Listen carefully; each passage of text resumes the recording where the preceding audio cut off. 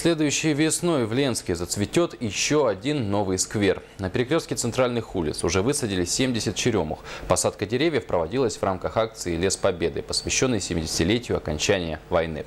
Благое начинание поддержали представители администрации города, ветераны тыла и школьники. Продолжит тему Наталья Беспалова.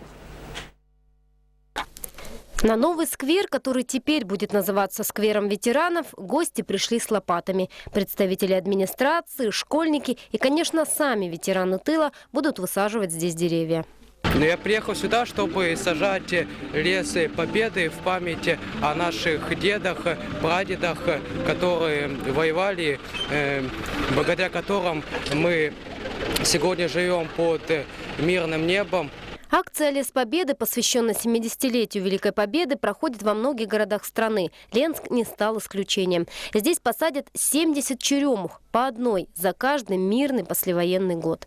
Право посадить первый саженец на новом сквере предоставили главе города Александру Харунову и ветерану тыла Риме Мусаевой. Затем к делу приступили школьники.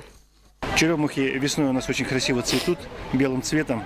И это будет напоминать нам о тех солдатах, о тех людях, которые воевали, которые защищали, которые работали в тылу и которые ковали победу и сделали то, что есть сегодня. Да? Великая, могучая Российская Федерация, которая сегодня живет, процветает. И я надеюсь, вот благодаря таким людям, которые стоят рядом со мной, вот еще раз мы им можем сегодня сказать спасибо за то, что они сделали, за то, что они выдержали и за то, что они нам подарили такую страну.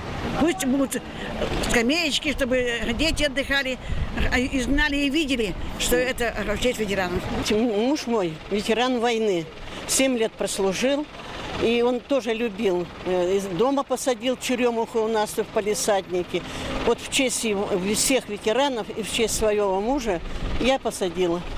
Саженцы черемухи неприхотливые. После посадки их полили водой, к зиме они должны прижиться, а уже весной зацвести. И этой красотой на новом сквере ветеранов будут наслаждаться не только герои сегодняшнего дня, а все горожане. Ведь сквер находится в самом центре города, на перекрестке улиц Якутская и Победы. Сразу возникает такое чувство, что ты помогаешь своему городу облагораживать земли, помогаешь ветеранам, даешь им надежду, что они помнят, любят и чтят. Весной следующего года этот сквер продолжит облагораживать. Здесь появится освещение, кованые скамейки.